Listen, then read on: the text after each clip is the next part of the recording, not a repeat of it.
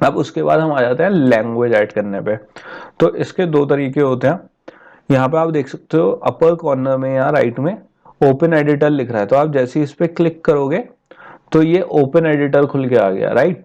और इसका एक दूसरा भी तरीका भी होता है, आप यहाँ पे राइट क्लिक करके स्ट्रिंग पे हियर ओपन ट्रांसलेशन एडिटर इसलिए थोड़ी सी कंफ्यूजन हो गया क्योंकि this used to be up here somewhere, जो नई अपडेट है उसमें इन्होंने इसे नीचे रख दिया, तो इसलिए दिखा नहीं, राइट।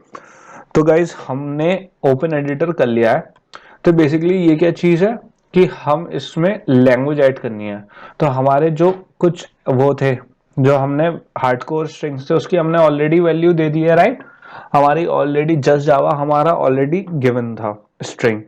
ये तीन हमने टॉपिंग, थैंक यू और जो एक्सक्लिप वाला हमने नेम के लिए दिया था वो हमने अभी ऐड करे हैं, राइट। तो इसके लिए अब चेंज करने के लिए, दूसरी लैंग्वेज ऐड करने के लिए हमें क्या करना है, यहाँ पे ग्लोबल बटन आपको दिख रहा है, राइट। मुझे यहाँ पे जैसे ही क्लिक करूंगा ग्लोबल बटन, तो अब हम देख लेंगे कौन सी लैंग्वेज ऐड करनी है हमें। हम ऐड कर लेते हैं स्पेनिश। तो स्पेनिश में ई एस देख लेते हैं, तो ये आ गई स्पेनिश। तो आप देख लो जैसे ही मैंने स्पेनिश ऐड करी, यहाँ पे स्पेनिश का एक नया टैग बन गया कि भैया स्पेनिश आ गई यहाँ पे, राइट। अब हम क्या करेंगे, यहाँ पे सिंपली टॉपिंग पे क्लिक करी और यहाँ पे क्या क्लिक करा हमने, यहाँ पे सर्च होने लगा। यहाँ पे हमें सर्च नहीं करना, यहाँ पे हमें क्या करना है, यहाँ पे सिंपली हमें वैल्यू ऐड करनी है। तो यहाँ पे टॉपिंग की अगर आप स्पेनिश सर्च करो तो बेसिकली क्या होगी, इंग्रीडिएंटीज, ठीक है, इंग्रीडिएंटीज। मेरी प्रोनाउंसिएशन इतनी अच्छी नहीं है तो सॉरी गाइस। और यहाँ पे थैंक यू है, तो थैंक यू में इसकी ट्रांसलेशन होगी ग्रासियस, ओके। तो यहाँ पे हम क्या ऐड कर देंगे, ग्रासियस, ओके, ये कैपिटल हो गया, ग्रासियस। तो हमारी दो वो ऐड हो चुकी हैं और इसको हम क्या कर लेंगे, यहाँ से सिंक कर देंगे। तो ये सिंक हो गई अभी, ओके। हमारी ग्रासियस वो हो गई, ग्रासियस, ओके, ग्रासियस ऐड हो गई हमारी यहाँ पे। एंड ये हमारा ये हो गया। इसके बाद ऐड की, मतलब यहाँ पे अगर कोई और भी, जैसे की मतलब यहाँ पे कोई और चीज भी ऐड करनी है तो यहाँ से भी ऐड कर सकते हैं, लेकिन हम यहाँ से ऐड नहीं कर रहे हैं। तो अब आप देखो यहाँ पे तो हमने ऐड कर दिया, लेकिन बिहाइंड द सीन्स क्या हो रहा है, जो वैल्यूज वाला फोल्डर था, अब आप उसमें जाओगे तो आप उसमें क्या देखोगे, पहले जो स्ट्रिंग वाला था, बिहाइंड द सीन्स हमारा क्या चल रहा है, जो स्ट्रिंग वाली चीजें थी, स्ट्रिंग वाला फोल्डर था पहले एक था खाली, राइट। अब इसमें दो फोल्डर बन चुके हैं, कौन कौन से, एक स्ट्रिंग ये और एक ये स्ट्रिंग के आगे आप क्या देख रहे हो, ई एस, राइट। तो अब क्या करते हैं, हम इसे एक बार इमुलेटर पे रन करके देख लेते हैं कि इसका क्या चेंज हो रहा है, राइट। चलिए आइए देखते हैं। तो गाइज हमारा ये रन हो चुका है जस्ट जावा ऐप, और हम यहाँ पे देखेंगे क्या हमारा चेंज हुआ है। तो गाइज जैसा आप देख सकते हो हमारा यहाँ पे कुछ चेंज नहीं हुआ है, राइट। टॉपिंग्स भी चेंज नहीं हुआ और कुछ चेंज नहीं हुआ। तो ये क्यों चेंज नहीं हुआ है हमारा, बेसिकली क्योंकि अभी हमने एक चीज नहीं करी है। मैंने आपको क्या बताया था, ये डिफॉल्ट लैंग्वेज, अब हम तो इंग्लिश ही डिफॉल्ट लैंग्वेज हमने क्या सिलेक्ट कर रखी है, इंग्लिश। जबकि हमें डिफॉल्ट लैंग्वेज कौन सी अब करनी है, स्पेनिश। तो यहाँ पे हम सेटिंग खोल लेंगे और यहाँ से हम जाके अपनी यहाँ से हम यूज कर लेंगे लैंग्वेज टू चेंज। यहाँ पे हमने खोली लैंग्वेज इंस्टॉल, लैंग्वेज इंस्टॉल पे जाके हमने यहाँ पे लैंग्वेज में यूनाइटेड स्टेट्स की जगह इंग्लिश की जगह हमने ऐड करी है। तो गाइस यहाँ पे हमारी जो प्रेफरेंस वाली लैंग्वेज है वो ऑलरेडी स्पेनिश हो चुकी है। अब हम देखेंगे जाके अपने ऐप में इसे एक बार रीइंस्टॉल करेंगे, क्योंकि पहले हमारी उस वाली लैंग्वेज पे इंस्टॉल था। तो क्योंकि हमारी ऐप में दोनों लैंग्वेजेस हैं और लैंग्वेज चेंज होने के बाद एक बार दोबारा रीलॉन्च करेंगे हम इसको, अपने ऐप को। और आप जैसे देख सकते हो ये लॉन्च हो गया है एंड ये रन हो गया है। और आप देख सकते हो यहाँ पे क्या आ गया, इंग्रेडिएंट्स, सॉरी मेरी स्पेनिश बहुत ही बुरी है। एंड ये क्या हो गया, चेंज हो चुका है, राइट। तो यहाँ पे हमें क्या हो गया, हमें वैल्यू मिल गई है डिफरेंट उसकी। अब हमने और क्या चेंजेस करे थे यहाँ पे, अगर मैं ये खोलूं तो यहाँ पे हमने ओपन एडिटर अगर करा तो हमने क्या चेंज करा था, थैंक यू करा था। थैंक यू जब आप क्लिक करोगे उसमें तो वो ऑलरेडी जब ऑर्डर करेंगे तो थैंक यू भी चेंज होगा। तो ऐसे ही हमें वन बाय वन XML में और बाकी सब में जाके वन बाय वन अपनी ये सारे जितने भी कंटेंट हैं, जितने भी हार्ड कोडेड टेक्स्ट हैं हमारे, जैसे मेन एक्टिविटी में भी ये वाले भी सेम इसी तरीके से सब चेंज होंगे।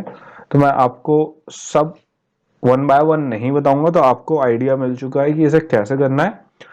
और जिन लोगों को कंफ्यूजन है उनके लिए मैं एक टेक्स्ट फाइल अपलोड कर रहा हूँ, तो वो उसमें देख सकते हैं। तो गाइस आप उसमें तो चेक कर ही सकते हो, मैंने डाल दिया है, गिटहब का एक लिंक डाल दिया है, उसमें ऑलरेडी वो फाइल पूरी हैगी। और यहाँ पे जो मार्कअप लैंग्वेज है जो मैंने आपको बताया था इसकी ग्लिफ की, तो वो यहाँ पे है। और आप यहाँ पे इसका जैसे मैं ऑनलाइन मैंने सर्च करा है, mark messages that not be translated, जो नहीं करने तो उसकी आप ये थोड़े डॉक्यूमेंटेशन पढ़ लो, आपको थोड़ा ज़्यादा बेटर समझ में आ जाएगा, राइट। इसके बाद अगर जब आप पूरा फिनिश कर लोगे इसको, सारे जो इसके हमारे क्या है, जो सारे हमारे ट्रांसलेशन है, जब आप उसको खत्म कर लोगे तो हमारा ऐप ऐसे दिखेगा। नॉम्ब्रे, इंग्रेडिएंट्स, क्रीमा बलीटा, चॉकलेट ऐसी है, कैंटीडैन। और इसी के साथ मेरी स्पेनिश बहुत बुरी है बट कोई नहीं, फिर भी हमने ट्राई करा। और ये ऑर्डिनार, ओके।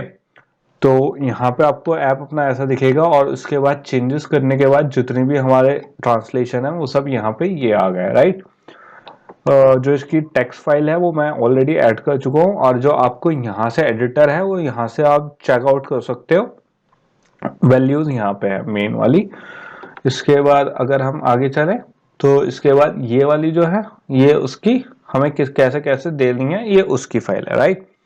तो इसमें बहुत अच्छी चीज़ है, आप ये करोगे इसके बेसिकली हमारा क्या हो रहा है, ऑप्टिमाइजेशन हो रहा है ऐप का लोकलाइजेशन के थ्रू। बहुत ही इंपॉर्टेंट कॉन्सेप्ट है, आगे बहुत बेनिफिट दे सकता है अगर आप अपने ऐप को स्टार्टिंग से ही इसी हिसाब से बिल्ड करोगे।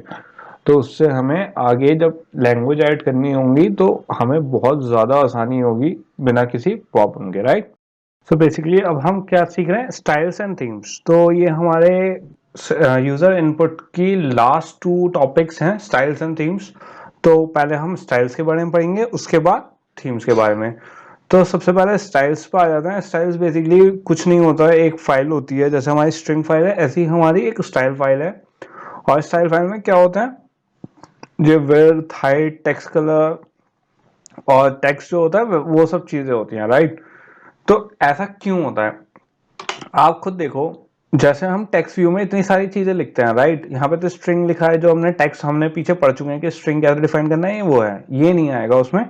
बाकी विड्थ, हाइट, टेक्स्ट कलर, अगर मैं इन सब चीजों को एक कंबाइन फाइल में डाल दूं तो मुझे, और कंबाइन फाइल में डालने के बाद इसे ऐसे दिखे ये, तो आप बताओ ये ज्यादा बेटर दिख रही है ये।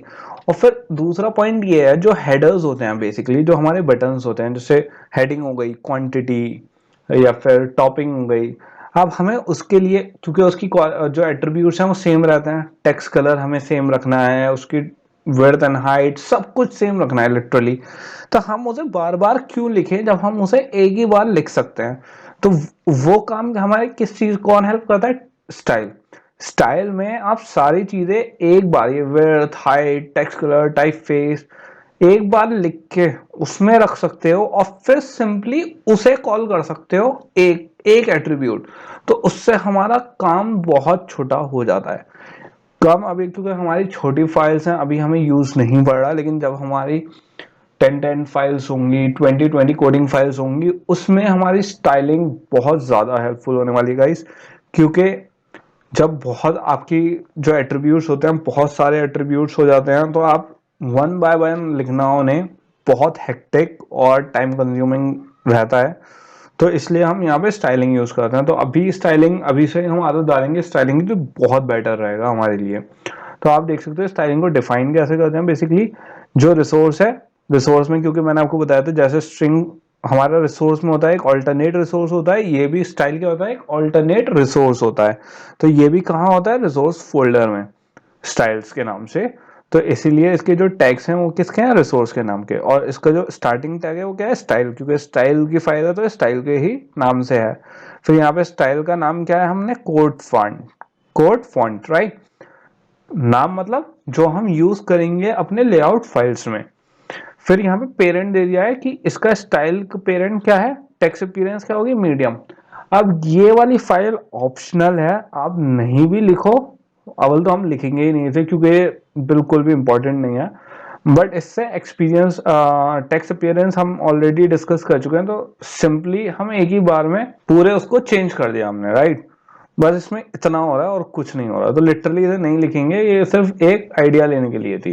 अब हमने क्या करा, width, height, text colour, typeface सब कहाँ हमने कर दिया है, यहाँ पे इसे डिक्लेयर कर दिया, डिफाइन कर दिया। तो हमें बार बार लेआउट में इंडिविजुअल हेडर के लिए हमें नहीं देना पड़ेगा कि भैया वेब कंटेंट है या उसका कलर क्या है या कैसे हमें उसे लिखना है, ठीक है।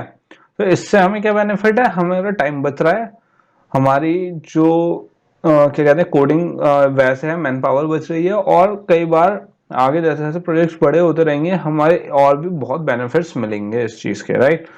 तो आइए चलते हैं फिर एंड्रॉइड स्टूडियो में, उसमें देखते हैं इसे अप्लाई कैसे करते हैं।